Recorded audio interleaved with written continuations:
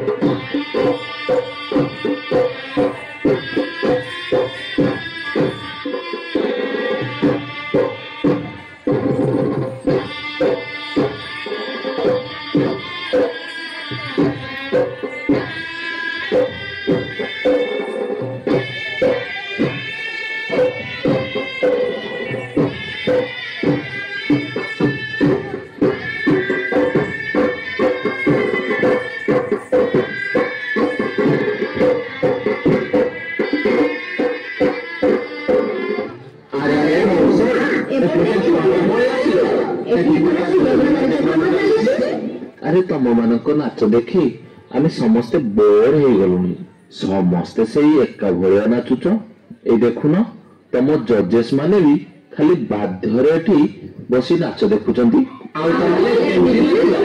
तुम मानक नाचरे टिके विराम दियो मु तुम मानक गोटे कहानी कहूची सुनो देखिबो तुम समस्त को बहुत मजा लागिबो।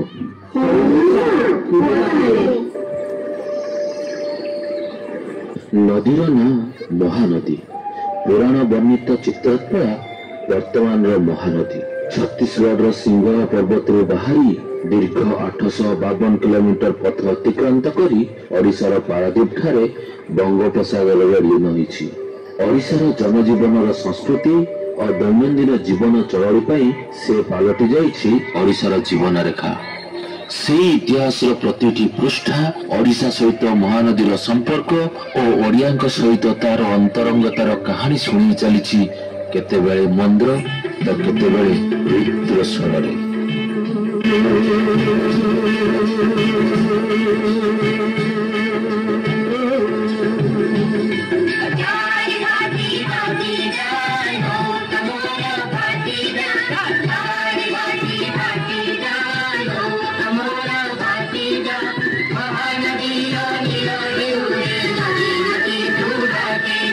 महानदी तटरे अवस्थित ऐतिहासिक शहर संबलपुर पश्चिम ओडिशार अधिष्ठात्री देवी मां समलेई पीठ यही संबलपुर एसत विश्व प्रसिद्ध संबलपुरी शाढ़ी और लोकनृत्य डाल खाईर प्रयोगशाला यही पश्चिमांचल।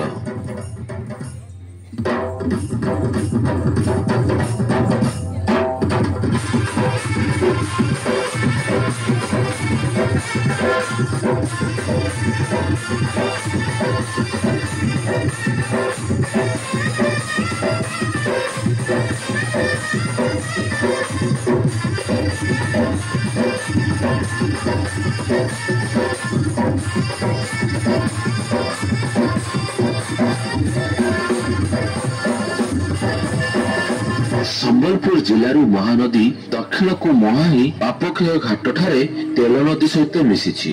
तटरे रही मंदिर मालिनी ऐतिहासिक सहर सुवर्णपुर बलांगीर और सुवर्णपुर सभा मंडित करे सेठाकर प्रसिद्ध लोक नृत्य गोरका नृत्य।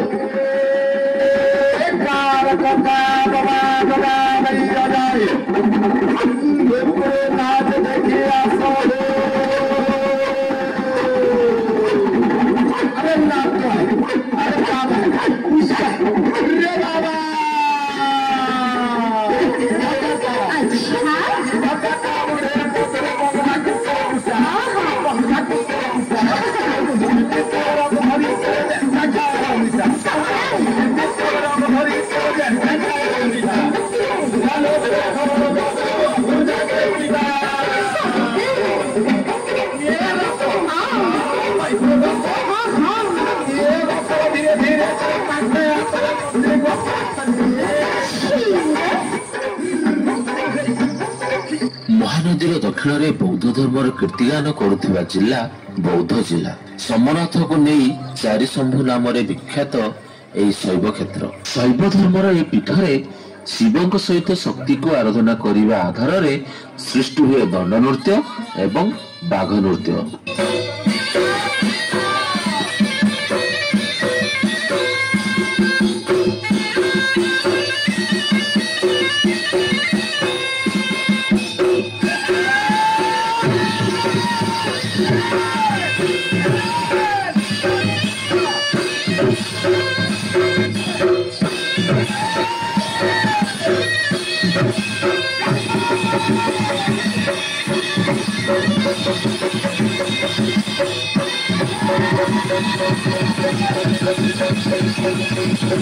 ମହାନଦୀ ତଟରେ ଜଗନ୍ନାଥଙ୍କ ଆଦି ରୂପ ନୀଳମାଧବ ପୂଜା ପାଆନ୍ତି ନୟାଗଡ଼ର କଣ୍ଟିଲ ଠାରେ।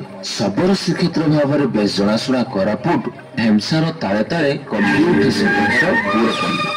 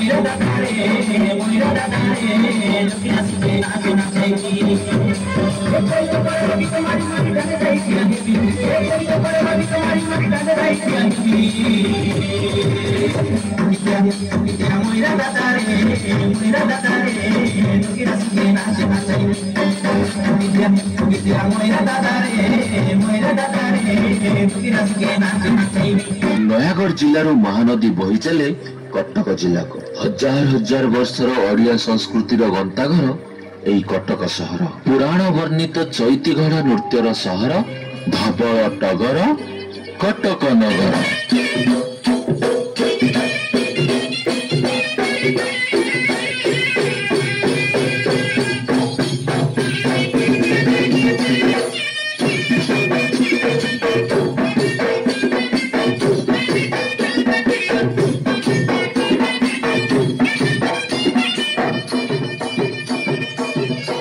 କଟକ ଜିଲ୍ଲାରୁ ମହାନଦୀର ଗତିପଥ ମୁହାଁଇଛି ଜଗତସିଂହପୁର ଜିଲ୍ଲାର ପାରାଦୀପ ବନ୍ଦରକୁ।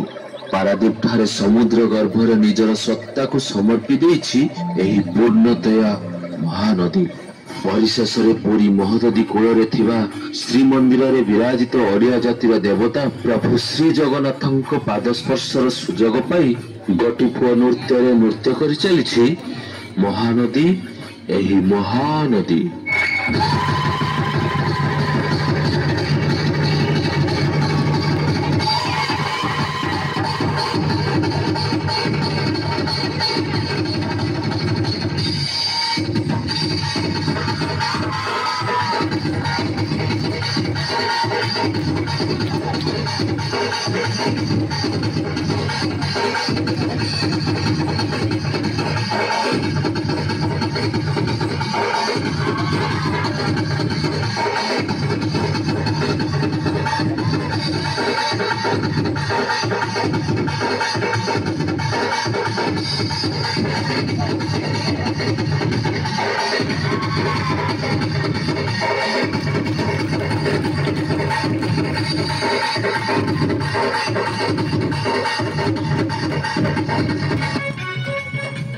କାହାଣୀଟି କେମିତି ଲାଗିଲା? ବହୁତ ମଜା ଲାଗିଲା। ଆହୁରି ଅନେକ କାହାଣୀ ଅଛି ଯାହା ଓଡ଼ିଶାର ଲୋକନୃତ୍ୟ ସହିତ ଜଡିତ। ହେଲେ ଏଇ 10 ମିନିଟ ଭିତରେ ସବୁ କିଛି ଉପସ୍ଥାପନ କରିବା ସମ୍ଭବ ନୁହେଁ। ଏଇ ଦେଖ, ଅନ୍ୟ ପ୍ରତିଯୋଗୀ ମାନେ ମଞ୍ଚ ପାଖକୁ ଆସିଗଲେନି। ଚାଲ ଚାଲ ଏବେ ଯିବା। ସତରେ କେତେ